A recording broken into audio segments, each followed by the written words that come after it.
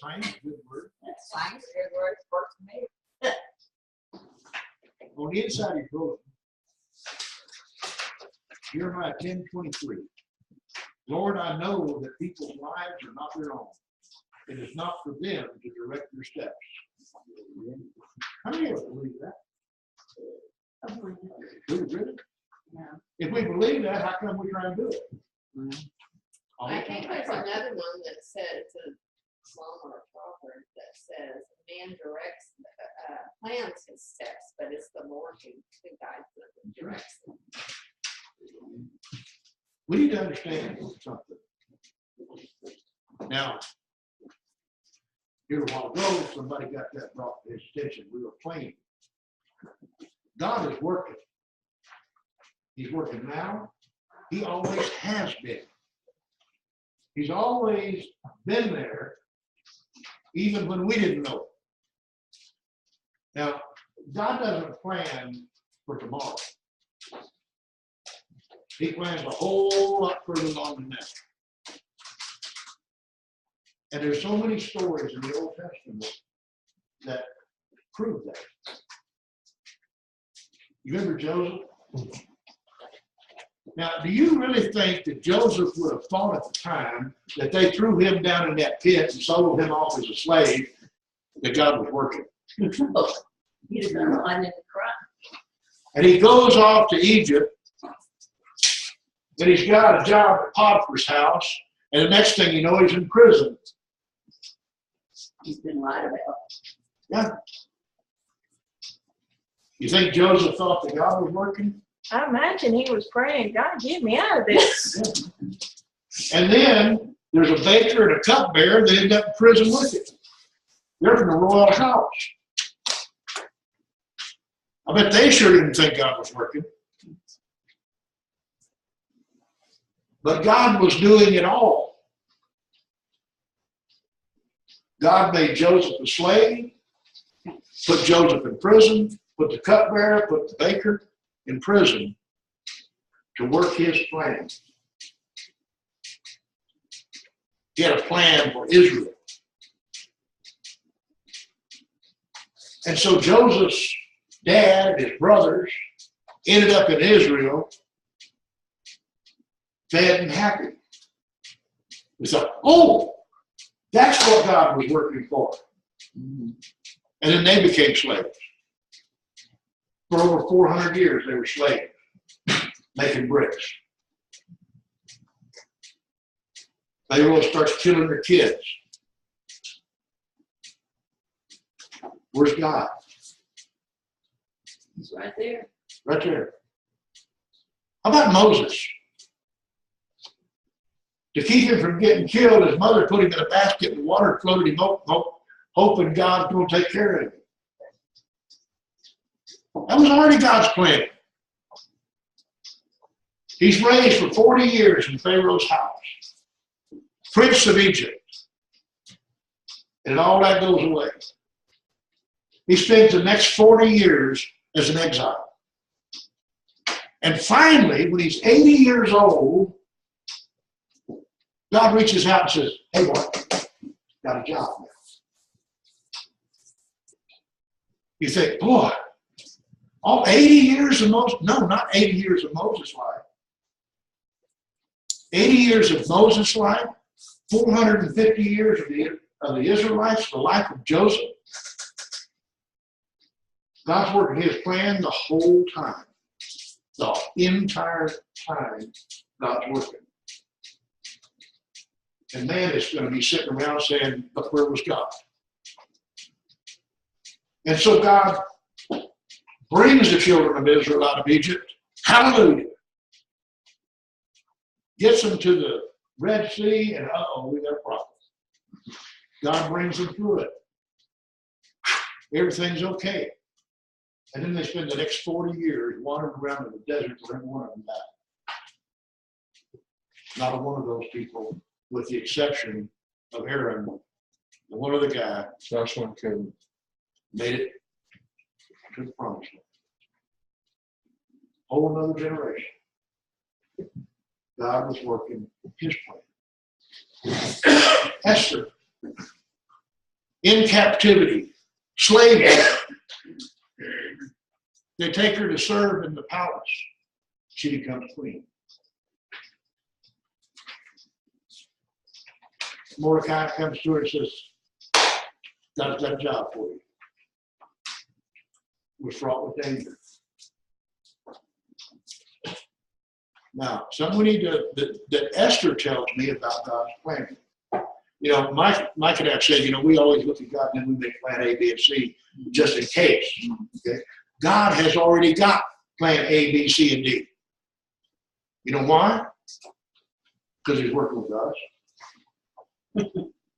He better. Amen. And he knows that some of us aren't going to go along with his plan. We're going to do it our way. So when God comes along and has a job for you, if you don't do it, he'll give you perimeter. He'll say, truly on you. And he'll keep working his plan. It's always there. So many times in the Old Testament, we go back and read the stories. Darius, king of Persia. God named him before there was even a Persia. 400 years before Darius was born, he said, Darius is going to be king of Persia. God's working. He's got a plan. In our reading today, all those prophets figured out it ain't happening when I'm here. God's working his plan, but it ain't happening now. It's coming. Still working. Now, something I think we need to learn from this responsive reading is those prophets figured out it wasn't for themselves. They weren't doing it for themselves. They were doing it for us. They wouldn't even be alive to see the fruit of it. We're in the same boat. So why do we spend all the time we do thinking about the end time? They'll come when they come. We may not be alive to see it. Well, we will, but it may be on our time. Okay? So what are we supposed to do in reality? Let's worry about today. Let's worry about what we can do that God wants us to do today.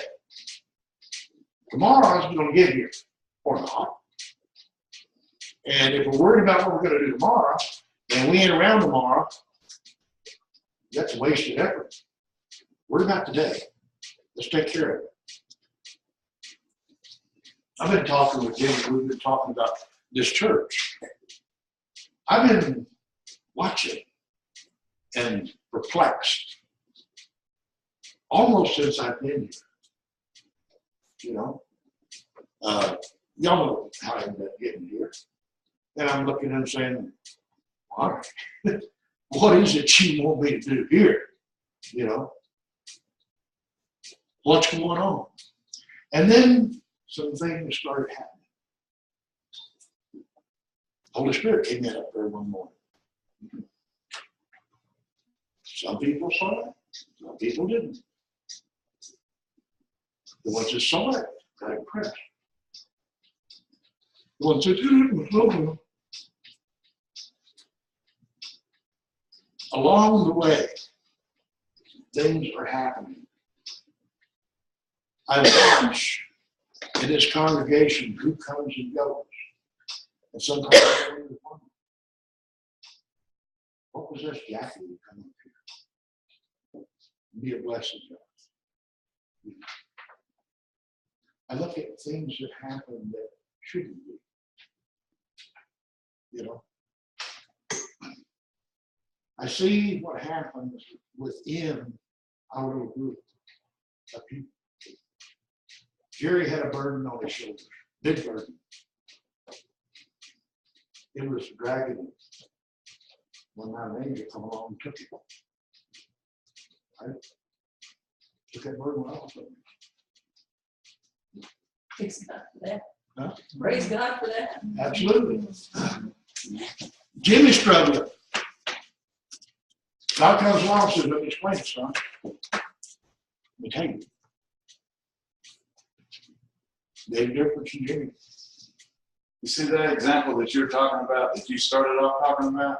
I know Brenda, and I'm the one that said that same, come on, guys, we got other things to do. It's gonna be 12 o'clock and he's not finished. He was All that that's fine. guy. Yeah. You know, I'm just the kind of guy that's saying, I haven't seen the UFO yet. Yeah, I'll explain.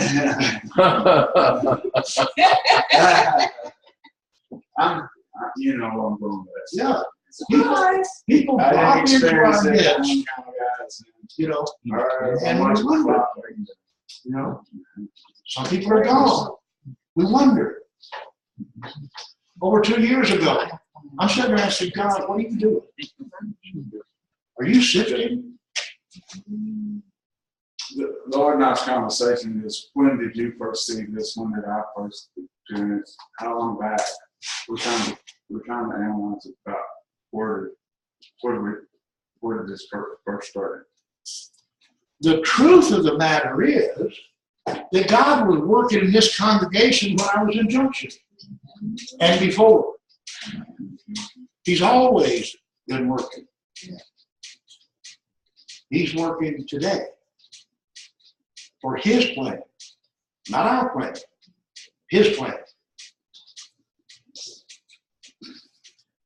I sometimes wonder about the plan. You know, what's God doing? What's His end goal? Well, we kind of think, well, heaven's end goal. Maybe heaven is the conclusion of phase 1. I don't know. You know, God's got big plans. What we need to be doing is be ready to do whatever little piece or part He puts in front of us. Because His plan is bigger than this world. We're just, you know, you got to have a microscope to see our part. Sincerely keep your eyes and ears open. Because God will let you know. And if you pay attention, you'll begin to see them. I don't mean to interrupt, but for over 4 years, Lord's been here preaching on love, and I keep saying, have you got any other topic, you know? But I understand now that if you don't get that concept, you can't move forward. And I keep thinking, you know, can he preach on something? But if you don't understand, like his disciples, Jesus said, Jesus asked Jesus, what's the greatest of God's commandments? And he said, love. And I don't think that's written on the stone somewhere, you know. But the greatest of his commandments is love. And Lord, keep preaching and preaching and preaching and preaching love. And I finally got it. You don't get love. You can't get all the other, you know. You have to Just get that. amazing people. He's talking, listen to him. You know, Jimmy said something. The Lord sat here for over 4 years preaching love, preaching love. If you don't get it right at the beginning, you can't get the other things. Jim made a comment that it took me 4 years to get through to him. I said, no, it took God 1 night. Yes, He got amen. it. You know, There's so many that hasn't got it yet, but that maybe they will. And and God knows that. But if we'll pay attention, we will see evidence. God never asked you to have faith without evidence, not once. Even in Romans 1, he said, all the attributes of God, his eternal power, his divine nature, can be seen in what he's made. There's evidence of it. He said, that's why you don't have any excuse, because I give you evidence. If we start paying attention, you know, we can look back and we can see God's fingerprints all over it. You know, things that happened with Jerry, with Jimmy, with me, on and on. Here comes this guy that comes into the DMR, meets some upstart kid at the dump, ends up here, he and I get to meet, and something's happening. I've got to believe that it's God moving everything, you know. Even it can help us to understand other things if we realize that God is working his plan. Why do people die when they do? Because it enhances his plan. Maybe it's got nothing to do with the person that died. Maybe it's got something to do with somebody that knows that person. It moves them to do something. Okay? If we can't understand all of what God is doing, what we have to realize is he is doing. That's what we have to understand. We simply have to be ready. That when he comes up and says, Jackie, it's time, then we're ready. We have to be an Esther. Mordecai comes and says it's time. Then do it. Doesn't matter what the results are going to be, because they're not our results. They're God's results. He puts all the pieces together. And when we look at our world, it is so vast. So many things happening. And we look at our world and we say, I've heard, I don't know how many times in the last few years, you know, boy, it's never been this bad before. Jesus must be coming. Go all the way back to Noah. When I was a kid, you know. Go all the way back to Noah, when it says that God saw that every thought of man was evil continuously. We ain't there yet. We're not that bad yet. So it's not as bad. It's not worse than it's ever been. It's been worse. And he still hasn't come. We don't need to worry about when he's coming. We're worried about what part of his plan we're involved in today. Jesus doesn't even worry about when he's coming. I'm like a thief in the night. He's leaving that to daddy. Well, he might as well, because he don't know. I know. You know, I've always looked at when people try to predict when Christ is coming and all this stuff. And he says the angels don't know. I don't even know. Only God knows. Well, I guarantee you, if God wasn't willing to tell Jesus he ain't leaving, he'd have to lose figured out. So I ain't worried about it. I was pondering something this week, and sorry about it. Why? Why did Sandy pass when she did? Why did my mother-in-law pass when she did? Passes come in my head. It is appointed unto man once to die. God picks the time. For his own reasons, he picks the time.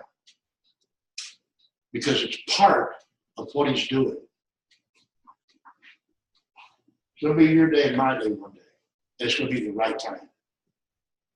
It's going to be exactly the right time. You know? I'm sorry. The day after, it was all clear in my mind, everything. I couldn't even put a complete sentence together. It's still hard for me to do a presentation. I could talk this thing. It's clear in my mind, but it's hard for me to get these things out. So y'all bear with me when I try to talk about things. I just want to let y'all know that it's hard. My presentation is hard. I don't understand. So I'm gonna let y'all know it's difficult for me. These things happen. You're a good company. But I've been going, I picked the book back up that I covered when I was teenager down in Houston, a church I was attending before I could, all these things of Christian suffering. And I'm going back into that book. I want to understand Jerry, Jerry Guthrie, myself. It's real hard. It's a difficult book. Christian suffering. And I'm going back into that book. And I'm trying to understand some of this. But my presentation is hard. It's difficult. It's clear in my mind. But it's difficult. So y'all bear with me. I'll be better. John messed up his language. Made it clear in his mind, but messed up his The language. day after, I can. You're in good company. God, Y'all bear with me. God told the guy one time he had a job for him. I'm just kind So, you know, he had problems too. He couldn't talk very good, but he got the job done. The main thing I want to try to leave with you today is an understanding that not only is God working today, He's been working. You're here for a reason. You're in the point in your life that you are for a reason. It's not willy-nilly, it's not fate, it's not, well, just because the moon was behind the star. That's not it. God put Joseph in a pit. He put Joseph in a prison. He put Joseph on the throne. He puts us where He needs us. It's up to us whether or not we do what He puts in front of us, regardless of the situation. When we're down in the dirt and don't think we can do a thing, and where's God and why me? Remember, you're in the dirt because God needed you in the dirt. And it should be okay. Whatever, God. Whatever. When He puts you on the throne, don't get proud of yourself. Because you ain't the one that got there. God put you there because that's where He needs you. What we need to be doing is looking around and saying, why does God have me here? Why? What do you want, God? If you honestly seek to know that, He's going to let you know. And we don't have to make all our plans of what we're going to do next week and tomorrow and next month and next year. You know, I like to tell people, you know, we make our plans about this last. It's so funny. Because His plans can work. We just need to be part of it. And we need to be open. You know, dear old friend of mine taught me more about spiritual living than any one person, Jack Norman. He related the story. He was had left one church. He was looking for another church to go preach at, and he was staying in this little boarding house. And he went to one place. He would send a resume. And he's going back to the boarding house. He said, "Lord, it hit me." He said, "I pulled my car over on the side of the road, stopped, turned it off, and I said, 'I'm sorry, Lord. I've been butting in your business.'" He said, "You told me to work. You never, ever told me to find a job." He said, "I'll take what you put in front of me." And that's what he did the rest of his life. He went where God put him. And some of the places he didn't want to go. But I learned from Jack. And I learned that when God points, you might as well go. You might as well. Because you're not going to be happy if you don't. So, when you look at your situations, the things that happen in your life, and they start to frustrate you, it's going to be a whole lot less frustrating if you understand I'm here because God needs me here. He wants me here. Then it's a purpose to it. There's a reason for it. And it's not such a burden to bear. It'll get you through it.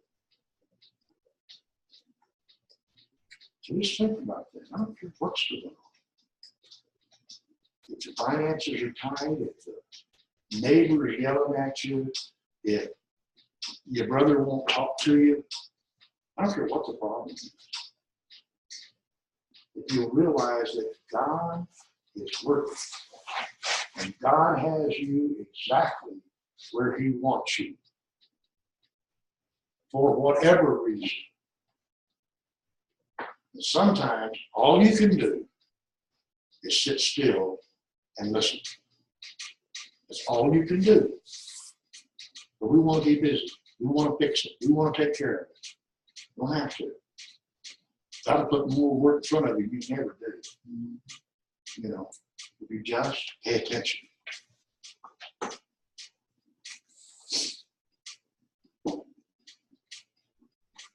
I look at what's happened over the last 4 years, and I recognize God's fingerprints. It's only because I'm looking.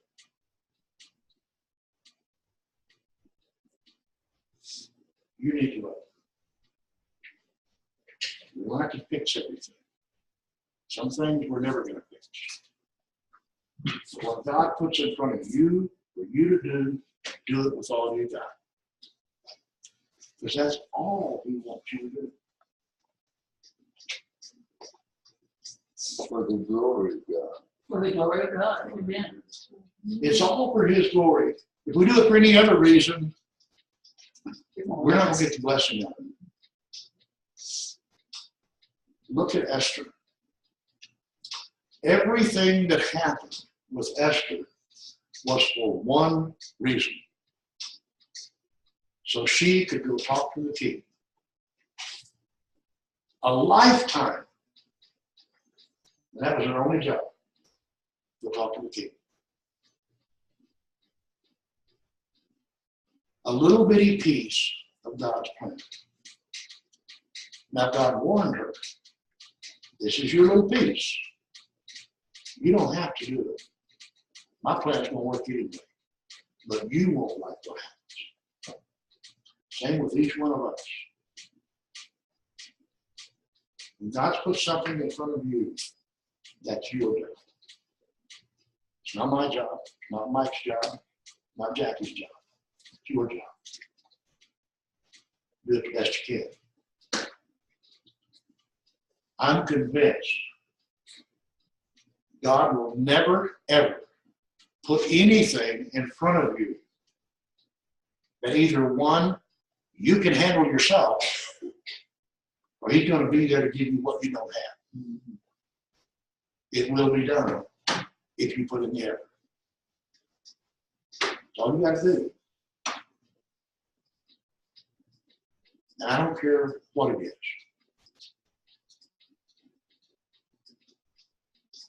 If God's end goal is to have a place where all the righteous people are that love Him are in one place, that's pretty cool. You know, maybe it's just a foundation. I don't know. You know, maybe that's just faith. I'd love to sit around and see what's coming next. You know, if there's anything after eternity. But just commit yourself to, you know, take the shades off and look and watch.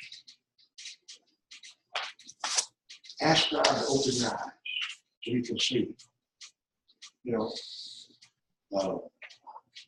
one of the things I want to tell you is, sorry, Jimmy, I keep coming back to you. Well, I'll share something from the Richmond. Go ahead. When this first happened with Jimmy, Jimmy first told me about it. He told me, he said, if somebody had told me this a week ago, I would not have believed it. Okay? That's what's going to happen. Your belief system is going to get shook. Your recognition is going to get shook. The first time you meet God face to face, it's going to blow your mind. I've been with Jimmy like 26 years. And the first thing I thought when he told me that was, he's had a stroke. That wasn't my first thought of Jimmy. I watched a movie the other night called Me Again. was on pure flesh. And this pastor is unhappy with his life. And he prayed to God, help me be anybody but me. And he becomes this rich old codger, who dies of a heart attack. Then he becomes this total model, female. And he's talking with a friend, and his friend finally comes out and says, this is God. He says, no. God doesn't work like this. Yeah, he does. He works weird. He will blow your mind. Things are happening in this congregation. It happened to be online. I'll share, if you don't mind, I'll share a testimony y'all that came to me. A good friend of mine, y'all probably know him, Darrell Allen, neighbor across the street. I have his house key, and there was going to do some work for him, and I could do this. And he told me, he said, Darrell's going to pick up the key at the house. And Darrell has become a Christian. He goes to the church in town, Cowboy Church. And Darrell, I was telling Darrell that I said, God had done a flyby through here and touched a few people, and I was town hitting living up there. I'm going to go back through it. I said, covered it, and the person that kind of put stress on me, that I said, we talked about it, and I said, I'll tell you something about it. And Darrell said, something happened to me. And Darrell shared it with me. And then it involved Robert, more or less, kind of. He said, I was going through Squaw Valley. He said, I had some things I wanted to do, things on my mind that I was going to do. And I said, something told me to stop by and check and see if Rex needed any help on his truck. He said, I knew that Rex was working on his truck. He said, no. He said, I was headed on my mission, but something told me to stop to see if Rex needed any help on his truck. No, I know I needed to go do what I need to do, but it hit me hard to stop to see if Rex needed help on his truck. He said, I passed up Robert Tyree's house, got up to that gate, hit me hard. Stopped to see, I turned around, come back by. Sure enough, Rex needed a hand helping his truck. He said, and by this time, after I had told Darrell that God had talked, that God had done some things here, and Darrell had food, it affected Darrell, and Darrell was, and I've known Darrell for a long time. I invited him. I said, come sit with me. I said, Darrell, this is the same song, second verse, third verse, fourth verse, but he's preaching on love, but come on up there and listen to it, sit with me, Darrell said, but Darrell's been touched, and he's going to the church up there, and it's simple, basic stuff, like the different names of Jesus and how to pray, this kind of stuff that Darrell needs, simple, basic things, and that's good for Darrell, but when Darrell gave me that testimony about that he needed to stop and give Rex a hand, and Rex said, I do. I need a hand with this axle on this truck, and Darrell helped him out, and that's just what Rex needed. But Darrell had that hit. He stopped and asked Rex if he needed a hand. And I wanted to share it, that he needed that. And by this time, Darrell was glad the Lord touched him too. He's done a lot of things. That was for not only in this church, but in this community. I want y'all to know that. Rex is fighting God. You don't want to, like it's right. Well, you got God. I guess God still sent somebody to help him. Everybody you are put in contact with is not going to be that nice church-going Christian. I've got news for you. And some aren't going to talk the way you'd like to hear it talk. And some of them ain't gonna consume what you'd like to have them consume. You know? Start watching. I'm convinced God has something for this church to do. Guaranteed, Huh? guaranteed, it's happening. Yeah. And I'm convinced in my heart that it ain't little. At least not by our reckoning. We've got to get more people in here to get involved in this. No, we don't. We need, No. God will do that if he needs it. What he needs, how many people we got here right now? 1, 2, 13. 13. That's one more than Jesus had. That's one more than Jesus had, and he turned the world upside down. Out of 12. I told Joe Road that I needed to roll a 5 and I rolled a 6. He said, that's all right, I rolled a 13 one time. Okay? God is doing it. This congregation is exactly where he wants us right now. We just keep doing what he says. So if we keep waiting for something else to happen before we do what the Lord wants, then it won't ever happen. Yeah, Gideon wouldn't have done what he did. God has an aggravating habit of getting you where you can't do it and then telling you to do it. I don't care, I'm still gonna tell them something's happening here. Oh, yeah. Oh, yeah. Let them look for themselves. And I'm sure this congregation is going to grow in numbers as well. How much? I don't know. Do I think we'll ever have a couple hundred people in here? Probably not, because of where we are. But he could sure surprise us. He could just shock the snot out of us. You know? How would you like to be in that little group of 120 in Jerusalem? And the next day they got over 3,000. Talk about a logistics problem. Pay attention. God is going to be putting stuff in front of you. Be ready. Be willing. And know he's got plans. Whether we do or not.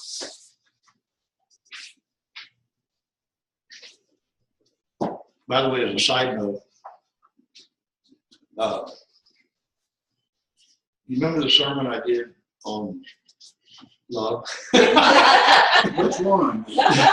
When you first come out here, No. you're like, man. Here recently, about me, it being the thing, okay? That sermon's on YouTube. I talked to a guy the other night, and he watched it. And he said, I love it, said everything I've been thinking, and blah, blah, blah. He said, but y'all were kind of like in a basement or a fellowship? I said, yeah. He said, that was amazing. He said, and people talking. He said, that has to be so much fun. That's what they did in the early church. That's what they did. What they did. Most time in their home, you know, or sitting around under a shade tree or something. But they weren't all lined up in rank and file and staring at each other, the back of each other's heads. They were looking each other in the eye. And maybe that's why I like this. Because to me, it's more conducive to Jimmy saying, hey, I got something to say. You know, it's more conducive to somebody asking a question. I don't understand. Explain this. You know, I think this. Or you're all wet. You know, whatever. So, believe it or not, people are noticing even little things. And that's one of the things he brought out about watching the video of that sermon was how neat it was. But anyway, so I don't know where God's going to take us, but it's going to be somewhere good. And we may have to wallow in the mud for a while to get there, like Joseph did. Well, we need to rain first. Yes. Let's hope that's not why he sends it.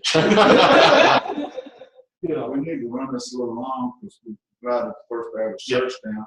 But I can say that I had some phone calls over the week that for people that in the DMR that have waved the Bible, that proclaim the Christians that were angry, that when they called me, they were saying, you know, we don't know what's going on and things, and they weren't angry, but they were kind of aggressive, you know, and I said, after I talked to them a little bit and calmed them down, and they would settle down, and something that's really that I need to work on is patience. And I don't know that Jesus that Jesus actually teaches patience. Yes. I think that the more you study His Word, that you better understand His Word. You You know learn how he patience. teaches patience, Jimmy. You say, Lord, I'd like to have some more patience. Go into any grocery store and go to one checkout line, and there's going to be everybody in that line that you do not want to be in that line. You know, Yes, what else right. can you want for problems? There you go. The better you understand Jesus and His teaching, the better you understand patience. It comes. I would like to say add to because give the floor 1 second for the first women's meeting that happened and to see if anybody would like to. I'll talk about it. you're anybody. I am somebody. With looking El Paso yesterday, that part, being in El Paso was not the fun part. The fun part was coming and going. That was excellent. The company, the conversation, what we learned about each other, that was superlative. Excellent. Now, the reason I said I talk about it is because I don't get excited about Joyce Meyer. I wouldn't go see her again. I do think she's a good teacher. I think there are other teachers as good.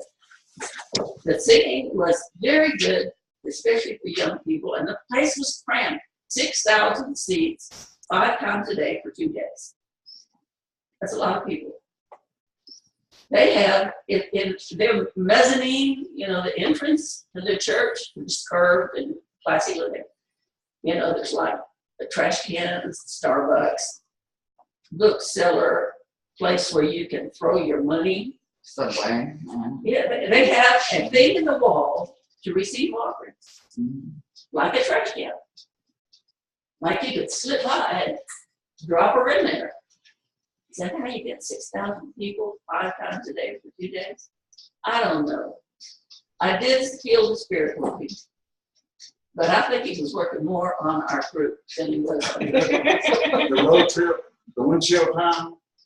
It was great. What was the message, Jackie? This is what's going to blow your mind when you hear what the message was about. The message from Joyce was on trust. The morning session was on trusting the Lord, and it was very good. And then the afternoon was on, well, it centered on why understanding. And the real crux of it is that it's okay if we don't understand why.